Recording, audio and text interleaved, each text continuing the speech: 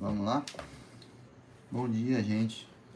Sou o professor Danilo, fisioterapeuta, acupunturista com formação avançada em laser e estaremos hoje na palestra sobre acupuntura e laser, o que o mercado espera.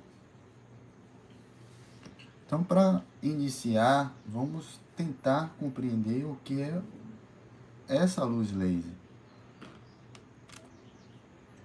Então, laser, ele é um acrônimo, uma sigla que significa Light Amplification by Stimulated Emission of Radiation, que no português é a amplificação da luz por emissão estimulada da radiação.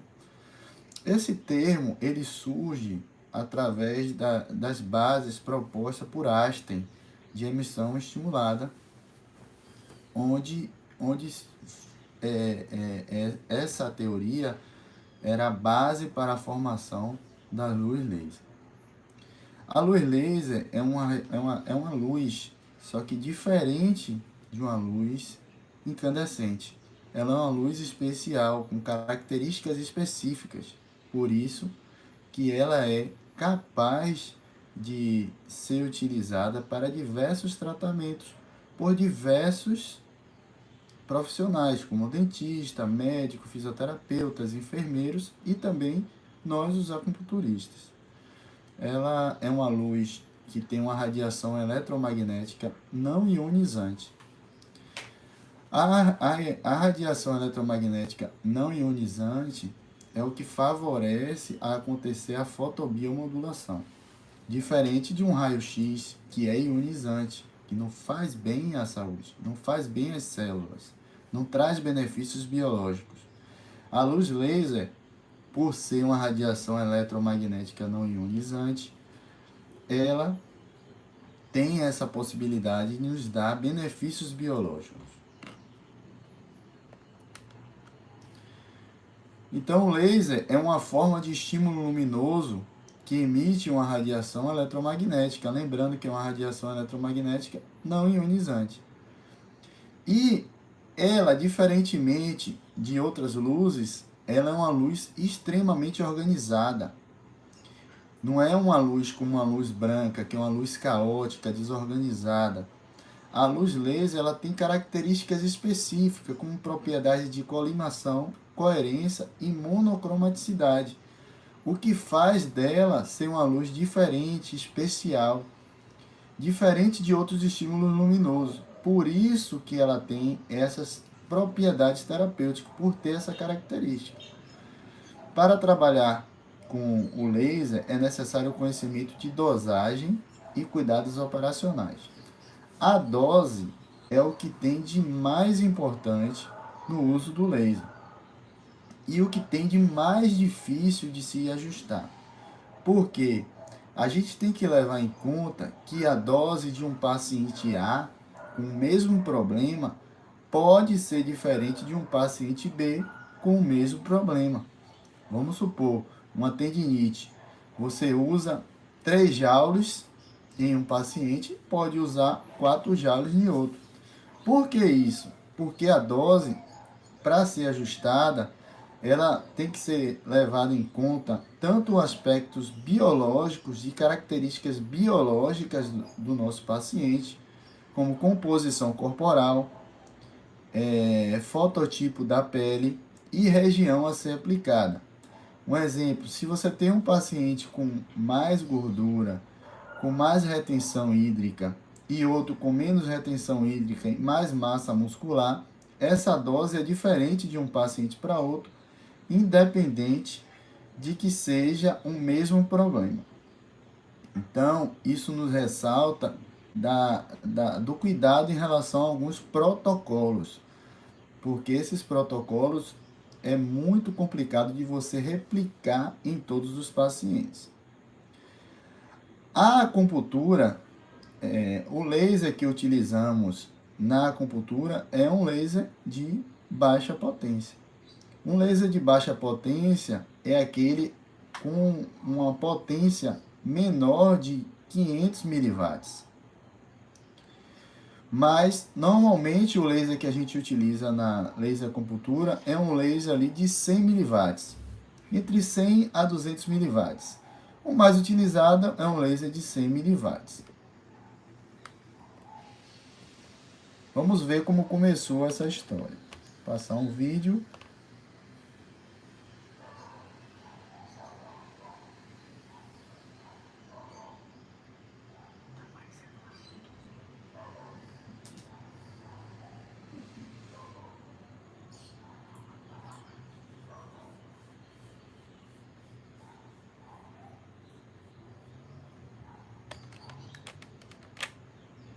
Das síndromes.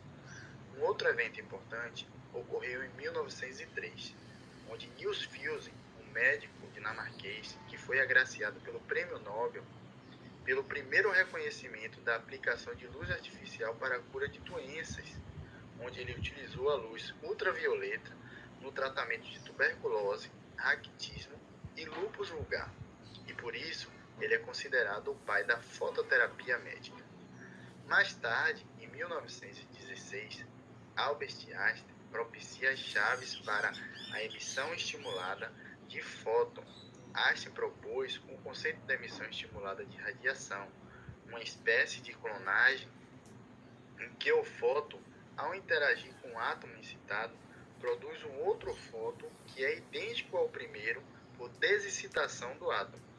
E isso é a base para a criação do laser mais tarde. Em 1933 e 1934, Towers e Weber falaram pela primeira vez da amplificação de micro-ondas.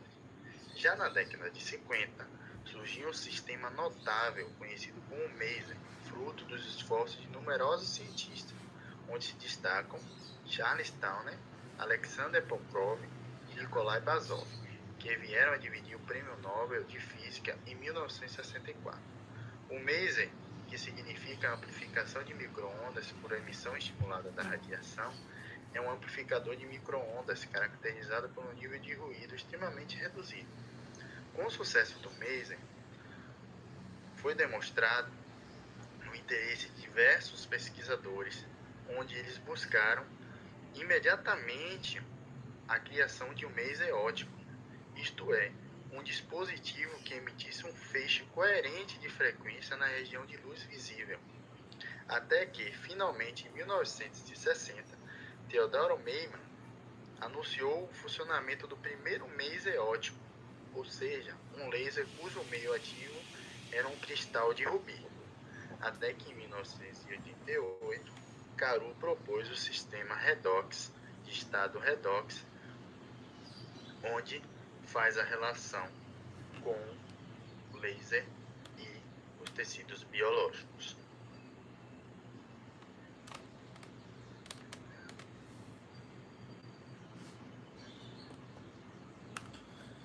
Observem que a base da física é que faz o nosso entendimento para utilizar melhor o laser. Quando você entende o que é a luz laser, você consegue utilizar melhor esse equipamento, consegue ajustar melhor a dose. Um exemplo é o que eu disse mais cedo, foi que essa dose ela é ajustada de acordo com características biológicas. E isso que nos dá um entendimento não é um entendimento de manuseio do equipamento, não é um entendimento da biologia, é um entendimento físico. Porque quando a gente sabe que um meio interfere na passagem da luz, a gente consegue ajustar essa dose da forma mais adequada. E o acerto da dose, ou o ajuste da dose durante o tratamento, é que faz de você um acupunturista capaz de utilizar o laser da melhor forma. Então vamos entender quais são esses princípios físicos do laser.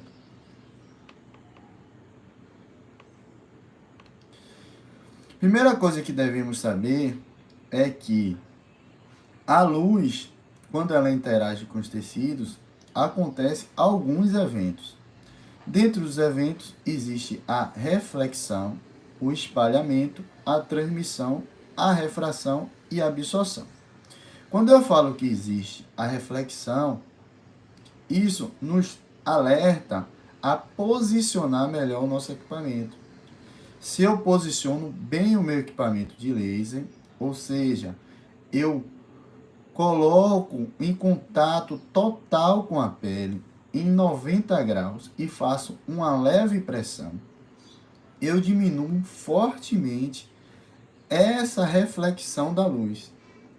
Se eu diminuo essa reflexão da luz, eu consigo entregar a quantidade de energia que eu desejava. O outro evento é o espalhamento. Então, a luz, quando ela entra em um tecido, ela não entra em linha reta. Ela entra e espalha.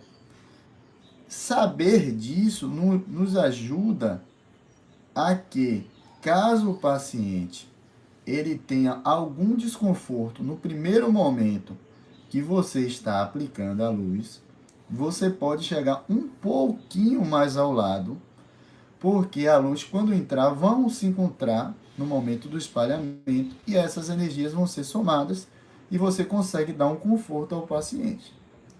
Terceiro evento é a transmissão.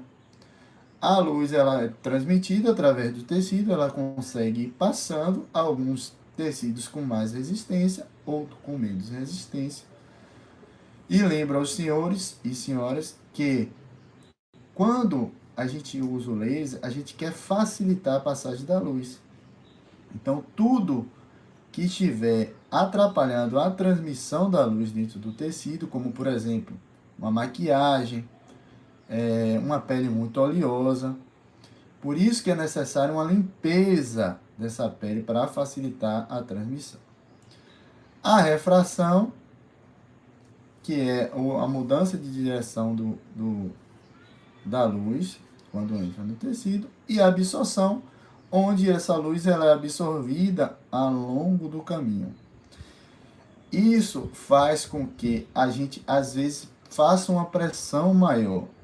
Em relação à acupuntura, em pontos mais profundos, é necessária uma pressão maior do equipamento na pele, para a gente aproximar o equipamento com o ponto.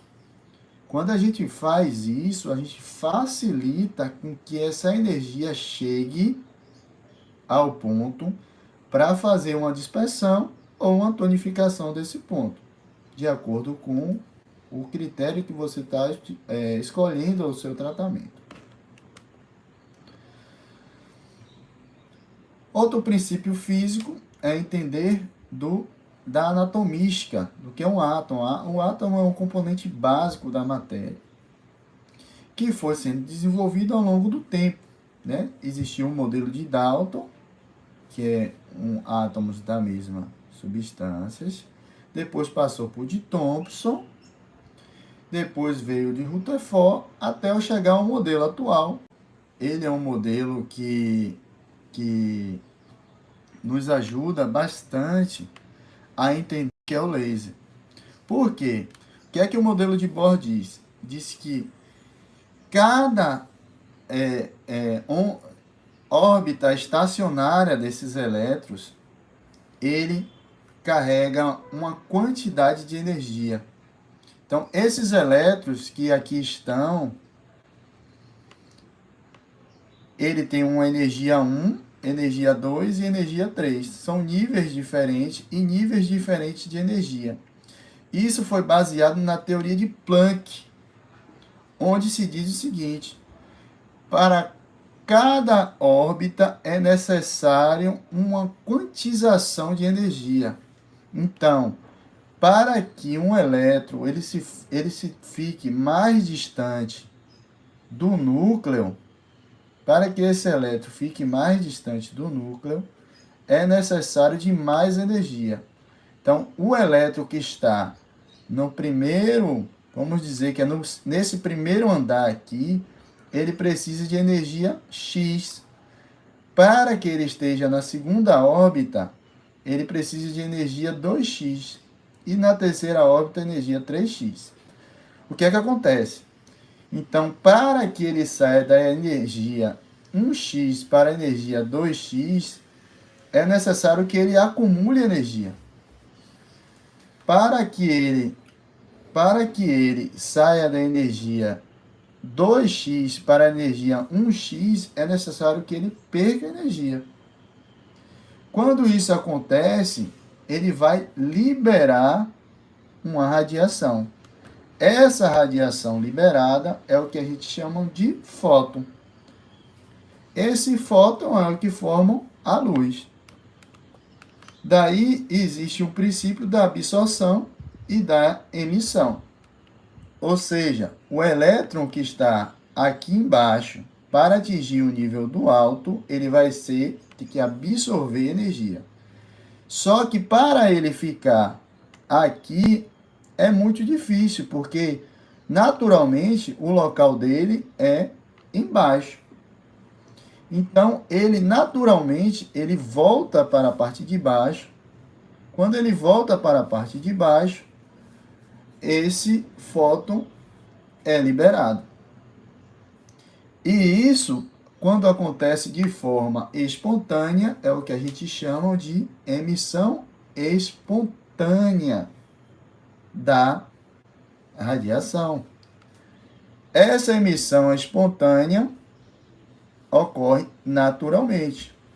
Então, um fóton, um elétron que está no nível 1, na onda estacionária, quando passa para o nível 2, que não é o nível natural dele, ele retorna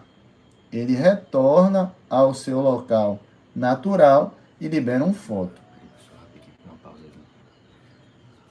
Tem algum probleminha aqui na projeção, não está aparecendo lá. O pessoal está reclamando aí no chat, peraí. Qual foi a tela da apresentação? Essa de cá? Essa de cá? Estava na tela errada, agora sim. Apareceu agora, gente?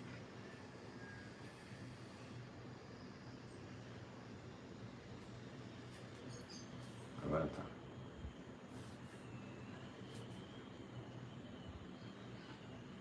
Pronto. Então, voltando aqui, ó. A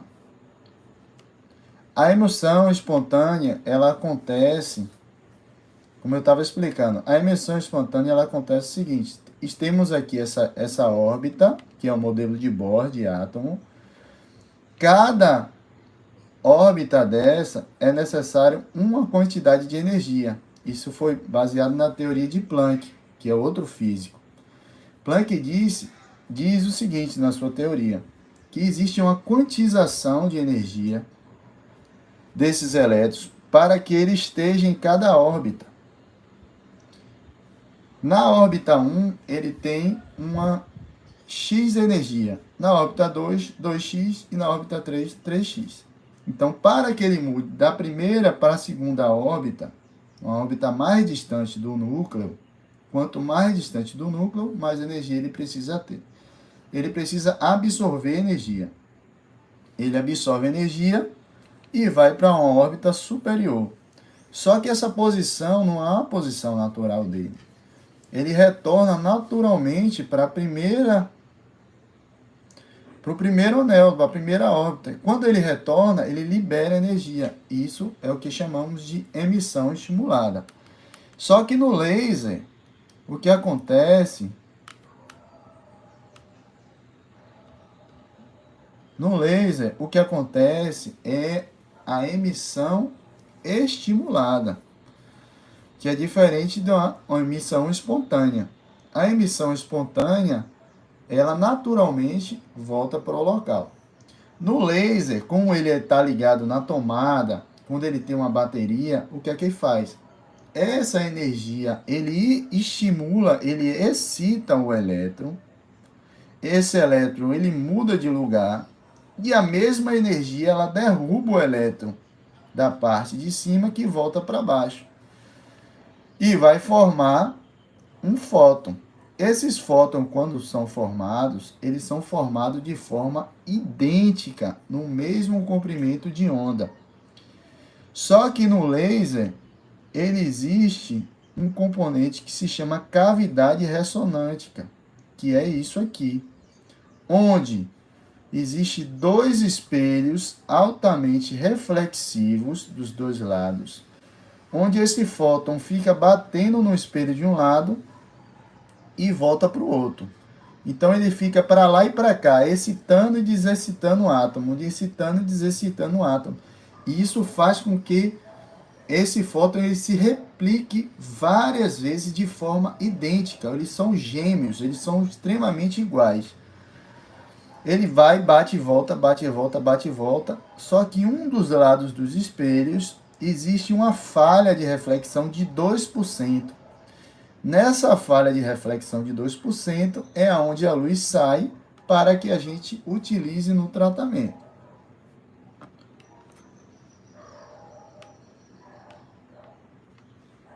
Então, as características da luz laser são a coerência, a luz é coerente, a gente viu que os fótons são idênticos, eles são monocromáticos e colimada. A coerência, se você observar aqui na figura, a figura já te ensina. Observe que as ondas estão no tempo e no espaço de forma sincrônicas, diferentemente de outros tipos de luz. Então, as ondas estão na mesma fase, no tempo e no espaço, possuindo o mesmo comprimento de onda, e o encaixe é perfeito e na mesma direção. A luz laser, eu costumo comparar ela com um nado sincronizado. Ela vai no tempo e no espaço certinho, no tempo e no espaço, todo certinho, organizada, com o mesmo ritmo. Diferentemente da luz incandescente, que é uma luz caótica. Outra característica é a colimação. A colimação é a concentração dessa energia.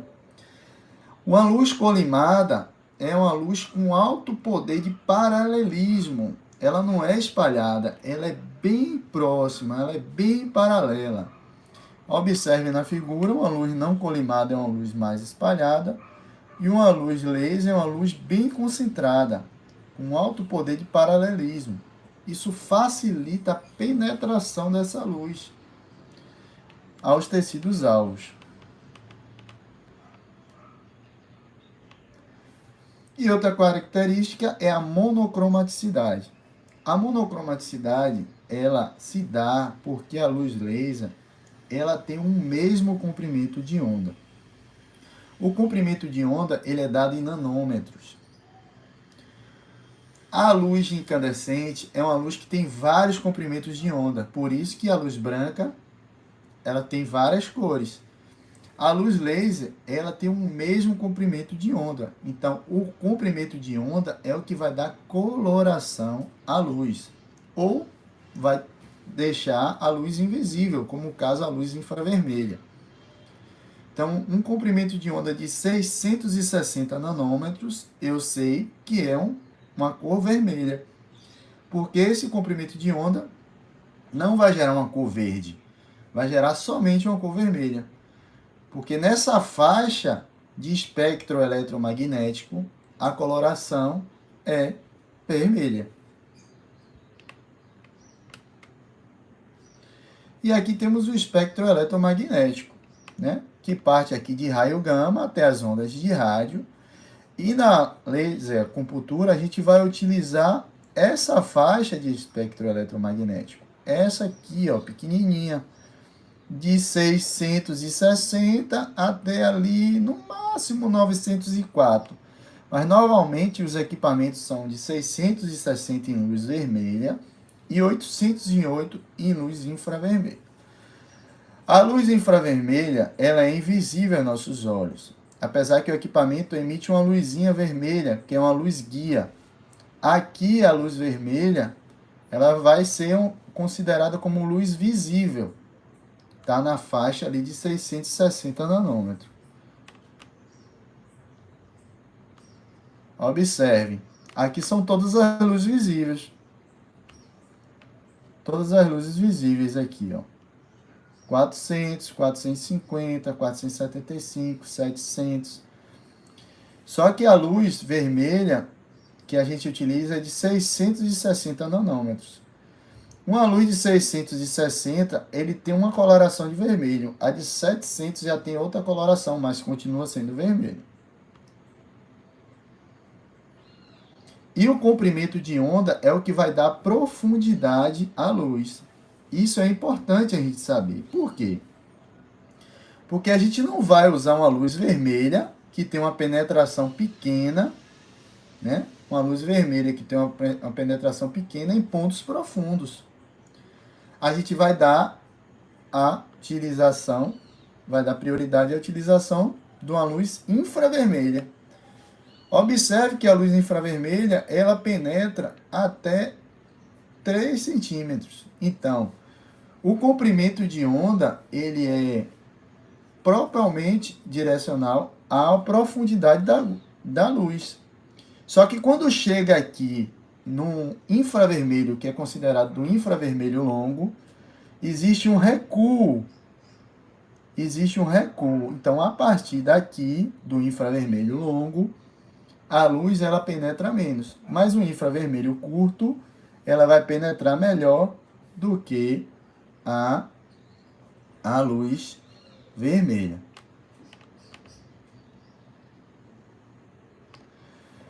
Então, o laser que a gente utiliza é um laser de baixa potência. Então, ali é menor de 1 watts ou menor de 500 miliwatts. Normalmente é um laser que gira ali de 100 miliwatts a 200 miliwatts. Ele tem uma característica de elevar a temperatura em até 1 grau Celsius. Então, se o paciente ele sente qualquer desconforto térmico, é sinal que existe algum problema durante a aplicação. E por ele ser de baixa potência, ele vai fazer fotobiomodulação, que é o fotobioinibição ou fotobioestimulação. A classe que a gente utiliza é considerada a classe 3B, que é um laser de energia moderada, inferior a 500 miliwatts, que são lasers terapêuticos utilizados por acupuntura, fisioterapia, dentista, entre outros. Então, quais são os benefícios biológicos que a luz laser pode trazer? É a reparação e crescimento do tecido celular. Então, a luz ela é capaz de reparar e acelerar o processo de recuperação do tecido, influenciando aí em osteócitos, em fibroblastos, influenciando em condrócitos. Esses estímulos fazem recuperar esse tecido de forma mais organizada e de forma mais rápida. Então, existe também a redução da formação de tecido fibroso. A luz laser ela vai modular o TGF-beta. Isso faz com que diminua o risco de ter tecidos fibrosos em todos os tecidos, não só em tecido epitelial, melhorando a sua organização tecidual e acelerando o processo de reparo. No processo anti-inflamatório, vai existir o aumento da drenagem linfática, redução do edema e melhor vascularização do local tratado. Na analgesia, o laser ele é capaz de suprimir a emissão da fibra de dor. Ele inibe essa fibra de dor. Então, para que a dor aconteça, é necessário um estímulo mais forte. Além disso, ele diminui substâncias mediadores de dor, como a substância P. E somando a isso, para a analgesia, existe também liberação de substâncias opioides endógenas, como a beta-endorfina e liberação de serotonina. Na melhoria da atividade vascular, vai haver uma angiogênese, uma neoformação vascular no tecido tratado, além de uma potente vasodilatação através de liberação de óxido nítrico. O aumento da atividade metabólica ela acontece porque o laser ele estimula a citocromo C-oxidase, que é o principal cromóforo do corpo. Essa citocromo C-oxidase, quando estimulada na mitocôndria, ela aumenta a disponibilidade de ATPs à célula. Quando uma célula tem mais ATPs, tem mais energia para que ela trabalhe, ela vai ser mais eficiente nas suas funções. Então, melhorando assim essa atividade metabólica. Na imunorregulação, ele vai facilitar a chegada de leucócitos às regiões tratadas, além de estimular outras células da imunidade. Melhoria da função do nervo. O laser ele reduz o dano do sistema nervoso central e os nervos periféricos, no tratamento dos nervos periféricos também. E a estimulação de pontos de acupuntura, ele acontece pela característica da luz, de colimação, de concentração de energia, que consegue estimular os pontos, assim como a agulha. O laser ele é capaz de substituir a agulha. Lógico que o estímulo da agulha ele se dá como se fosse um pico, e o estímulo do laser é um estímulo mais crescente. E esses benefícios biológicos, ele se dá pela teoria fotoquímica, onde a luz ela entra para o corpo, ela vai para onde? Ela vai para fotoaceptores. Fotoaceptores são cromóforos. Cromóforos são substâncias do nosso organismo que interagem com a luz. Então, essa substância nesse organismo que interage com a luz faz com que essa luz laser estabeleça uma quantidade de interação com os tecidos, com outras substâncias, e nos dá esse ganho biológico que a gente viu anteriormente.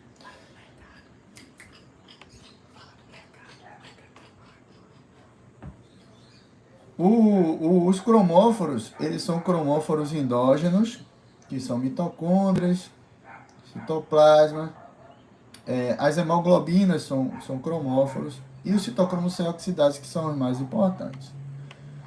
Certo? E tem os cromóforos exógenos, que são utilizados de forma que você bota a substância lá no local a ser tratado, especialmente os enfermeiros usam bastante. Agora, por que o acupunturista ele precisa utilizar bem o laser? Daí vai a concentração do nosso tema da nossa palestra. Por que o acupunturista hoje ele precisa saber utilizar bem o laser? Né? Uma que é a tendência do mercado. Mas vamos entender o quanto de benefício que esse acupunturista vai ter. Então, é a praticidade. O equipamento é extremamente fácil de manusear. É extremamente prático utilizar o laser nos seus tratamentos. Outra é a possibilidade de somar os ganhos biológicos com a acupuntura. Imagina só você, acupunturista, poder tratar o seu paciente com todos os ganhos que a acupuntura pode te dar, certo? Além disso, você vai ter todos aqueles ganhos biológicos. Então, observe o quanto é importante você dominar o laser. Isso vai fazer você um profissional diferenciado, porque você vai somar as terapêuticas. Um exemplo, ontem chegou lá no consultório uma paciente para tratar de bruxismo. O que foi que aconteceu? O que foi que aconteceu? Eu utilizei os pontos de acupuntura E6, E7, VB34, relaxou os tendões, moveu o ti. Só que quando eu cheguei para tratar com o laser também, o músculo masseter. Eu peguei o músculo masseter e estimulei com laser para relaxar esse músculo. Então eu somei as duas possibilidades dos ganhos com a acupuntura com os ganhos biológicos. Quando eu faço essa soma, eu potencializo os meus resultados. Outra coisa importante é o conforto do paciente. Por mais que a gente saiba que a acupuntura tenha resultado, se você conseguir resultados de forma mais confortável, isso é muito importante. Isso é muito importante.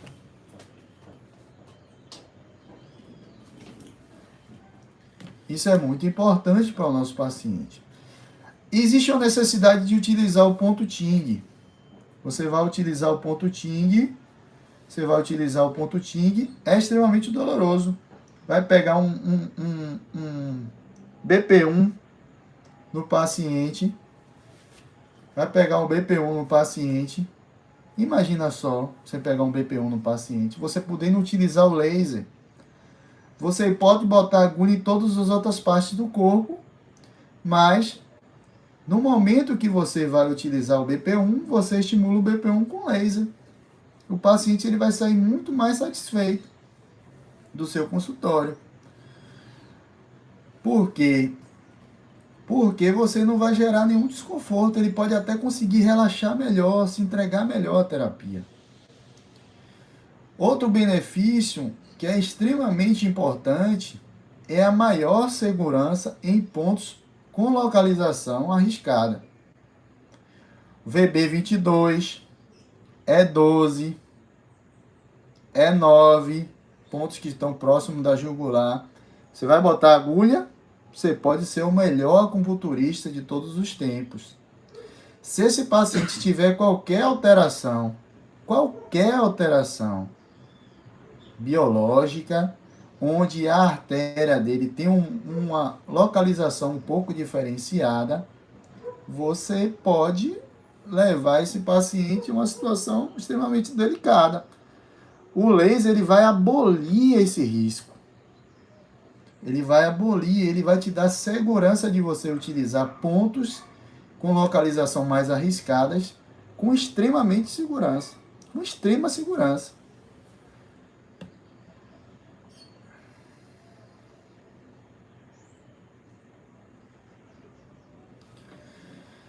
Outra possibilidade é de atender pacientes que têm contraindicação da agulha. Imagine aquele paciente com alteração de RNI, com a pele muito delgada, aquele paciente que está com plaquetas baixas. Você não vai poder utilizar agulha, mas você vai poder fazer acupuntura com ele com laser. Os idosos que são mais frágeis se beneficiam com laser acupuntura. Aí eu lembro de um paciente que eu atendi essa semana também. Esse paciente é um idoso, acamado, frágil, 96 anos. Eu sou fisioterapeuta, cheguei para fazer a fisioterapia dele. Chegando lá, a pressão estava 9/6, uma pressão baixa, que não é o comum dele. Só que ele tem uma pele extremamente fininha, ele é muito frágil, ele estava irritado. Imagine ele extremamente irritado, acamado. Para eu botar uma agulha é complicado. Eu fiz a acupuntura com laser e a pressão chegou a 11,5/7,5. Isso facilitou o meu trabalho. Imagine se eu não dominasse o laser. Eu ia ficar sem o atendimento. Então, há possibilidade também de atender pacientes que têm medo de agulha. Esses pacientes que têm medo de agulha, eles não vão fazer acupuntura de jeito nenhum. E aí, você vai perder o cliente, vai perder o paciente. Se você dominar o laser, você não vai perder esse paciente.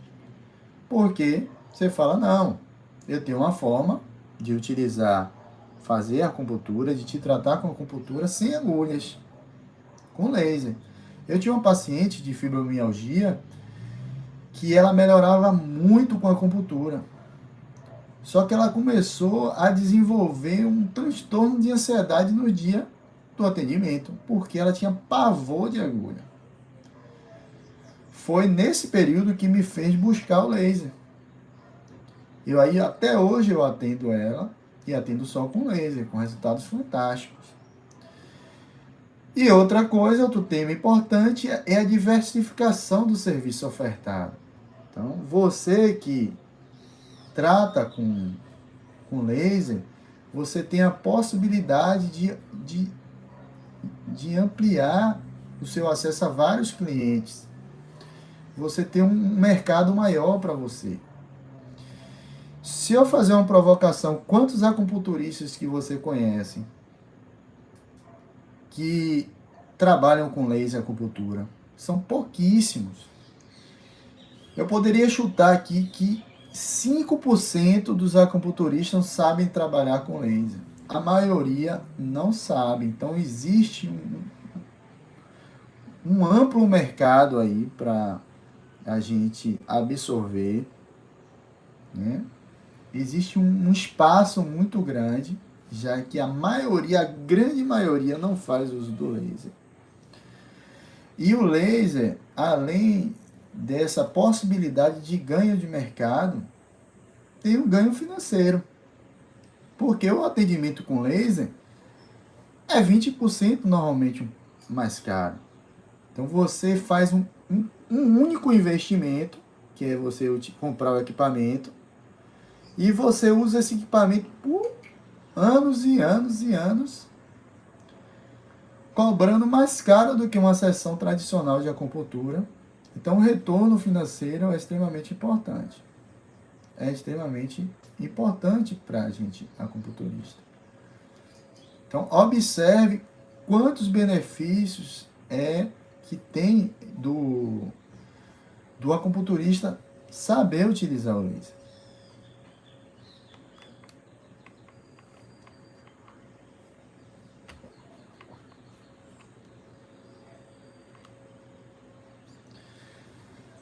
E a dúvida muito comum é se eu posso utilizar o laser com outros recursos da MTC. Eu posso utilizar? Posso utilizar. Eu posso combinar o laser com a agulha. Eu posso utilizar o laser com a moxa. Eu posso utilizar o laser com ventosas. Mas para isso eu preciso utilizar o laser primeiro. Por que eu preciso utilizar o laser primeiro? Porque a gente precisa facilitar a passagem da luz. Se eu coloco agulha, se eu faço uma sangria, se eu faço ventosa, eu começo a atrair hemoglobina, mais sangue, mais líquido. Eu mobilizo aquela área que dificulta essa passagem da luz. Então você pode somar o laser com outros recursos da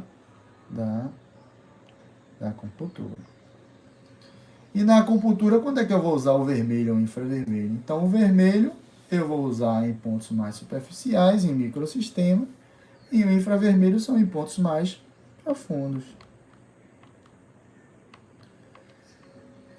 E como é que é o uso desse equipamento?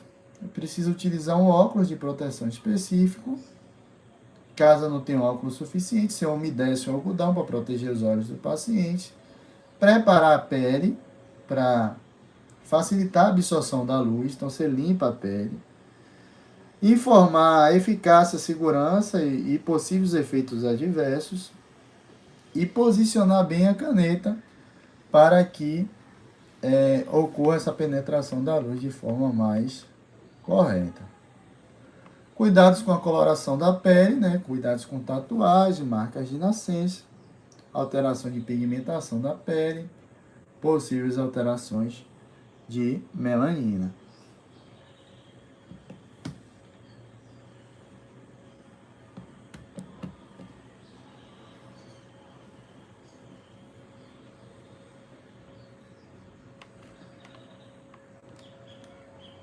As contraindicações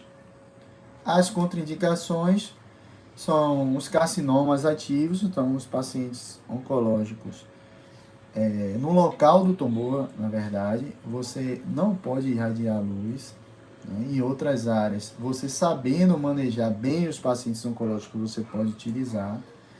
sobre os olhos, em abdômen de gestantes, feridas e úlceras e úlceras infectadas, isso é relativo, porque algumas enfermeiras que trabalham com feridas utilizam laser. E epífises de crianças, para não ocorrer o fechamento precoce. Além disso, após o uso de pênis químicos, você não vai irradiar a luz, e sobre glândulas de tireoide, glândulas endócrinas e testículos. Então, gente, é isso. Utilizar o laser nos dá essa plasticidade em relação ao tratamento, faz com que a gente diversifique a nossa oferta de serviço, melhora os nossos honorários, faz com que a gente consiga ter um ganho melhor, amplia a nossa possibilidade de nos firmar no mercado, porque a gente vive de resultado. Se a gente consegue melhorar o nosso paciente de forma mais rápida, se a gente melhora o paciente de forma mais rápida, esse paciente ele vai ficar mais satisfeito, ele vai nos indicar outros pacientes.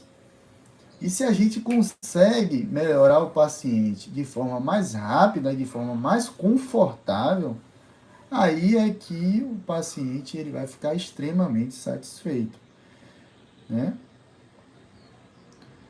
Observe que hoje outras terapêuticas que estão sendo bem distribuída aí, como o exemplo do ozônio, ela está mais difundida hoje do que o próprio laser.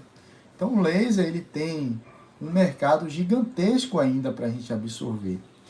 As pessoas que experimentam um tratamento combinado de laser e acupuntura certamente valorizam melhor esse profissional do que outros que não têm esse combo para oferecer aos pacientes. Então é isso, gente. Eu queria agradecer a presença de vocês. Um abraço.